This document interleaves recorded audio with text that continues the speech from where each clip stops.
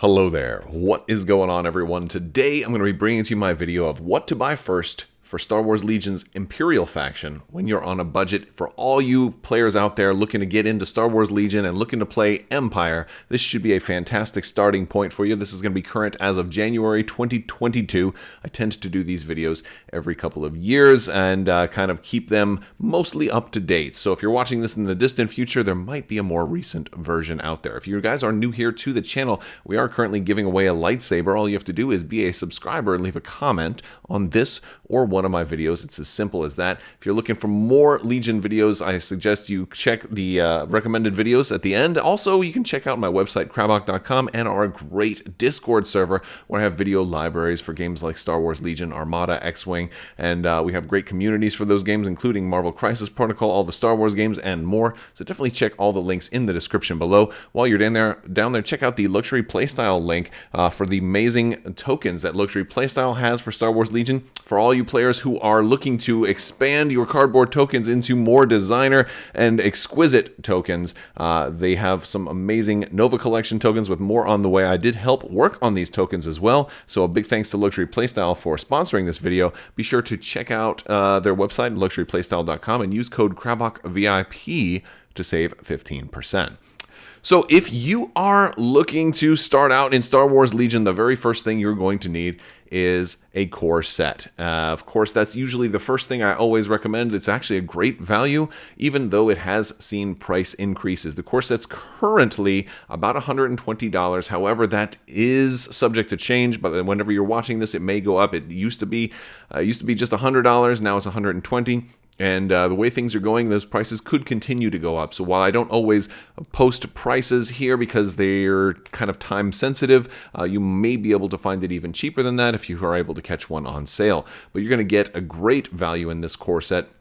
And if you are brand new to Star Wars Legion, you can stop here and play several games if you have someone to play against, because not only do you get the Empire, but you also get the Rebellion. You can play Darth Vader versus Luke Skywalker with a bunch of troopers and a support for each faction in this box. You're going to get some dice, you're going to get tools, you're going to get cards, you're going to get the rules, you're going to get a whole bunch of stuff. You're even going to get barricades in this box. So it gives you a great starting point for the game. Play this for a while before moving forward. Get a good feel for the game. And certainly, if there is something that you think is going to be really fun for you, or if you're a big fan of any particular unit, like if you want Boba Fett more than anything else, then you should go out and get Boba Fett. But I'll have a couple of other suggestions. Now, I'm not going to list every single expansion like I have done in previous videos, because there are so many that at a certain point it's just filling up the video with nonsense. So I'm just going to give you some of my top picks on things that you want to consider after getting comfortable with the core set. First one would be Imperial Shore Troopers. This is a fantastic core unit expansion, and once you move on to more competitive play, you will need at least 3 core units, and only 2 do come in the core set. Now, you might find yourself splitting a core set with somebody else or picking up an additional core set, and that is great because it's still a good value for how much you're getting.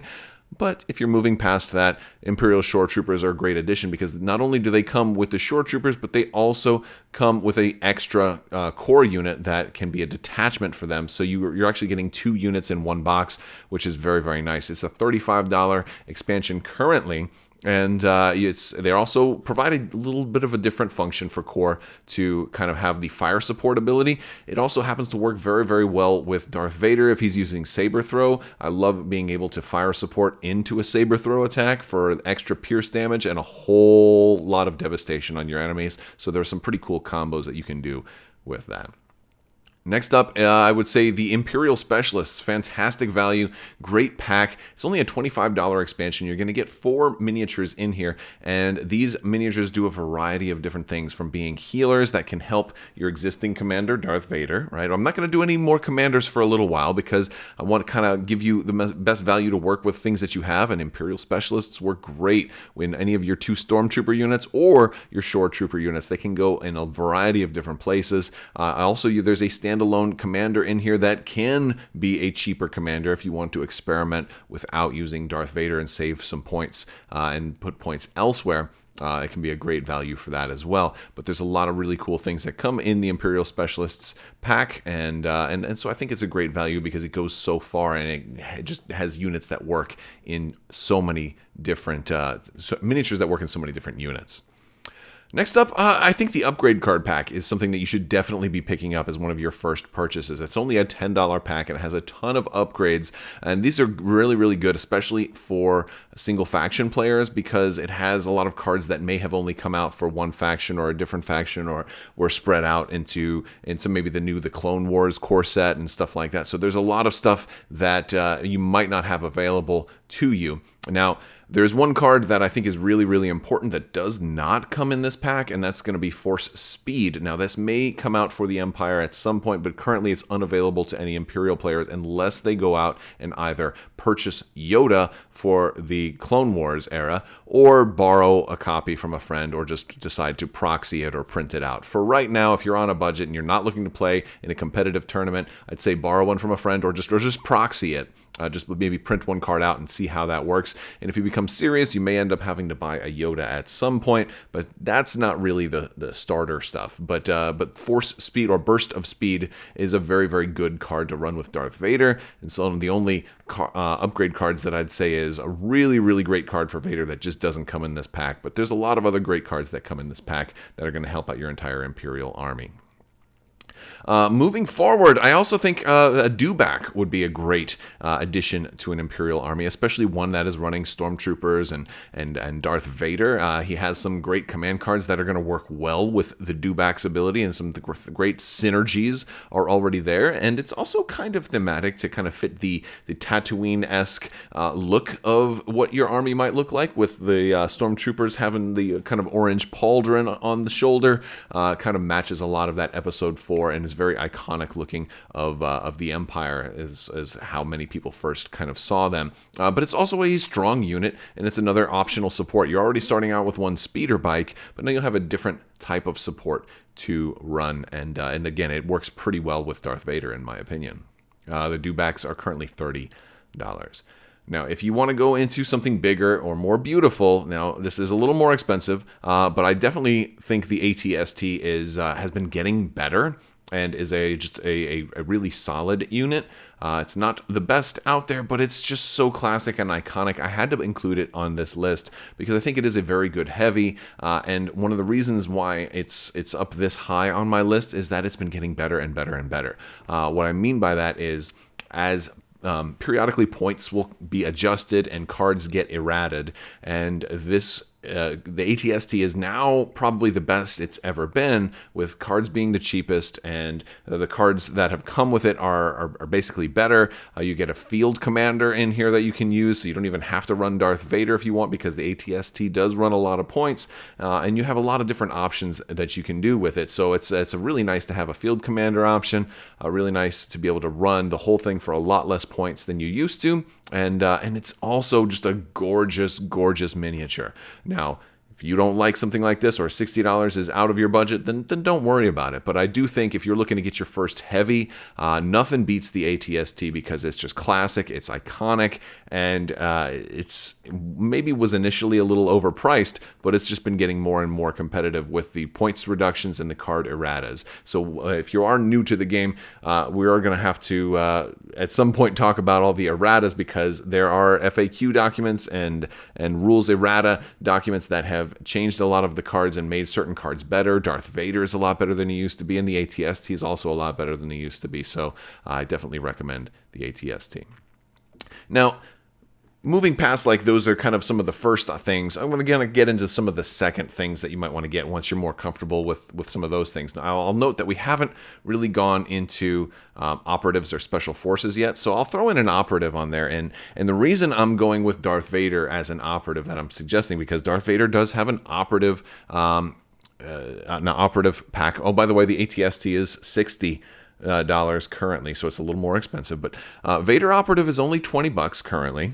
And what's great about this is it gives you a different way to run Darth Vader. And if you've been following the list, you have two ways that you can potentially not need Darth Vader, and that's if you're running an ATST with a field commander, or if you're running maybe the generic Imperial Specialists Rebel Officer as your commander. Then you can get by without having to run Darth Vader as your commander, and you can run him as an operative. But what else makes this particular pack great is that you're getting 3 more command cards for Darth Vader, and so it's even if you don't run him as an operative, you have some great options to either run him as commander or operative, but you get to use all 6 of those command cards for either version. So this is a great way to have a cheaper pack that gives you a cool new model to paint and a different way to run Darth Vader.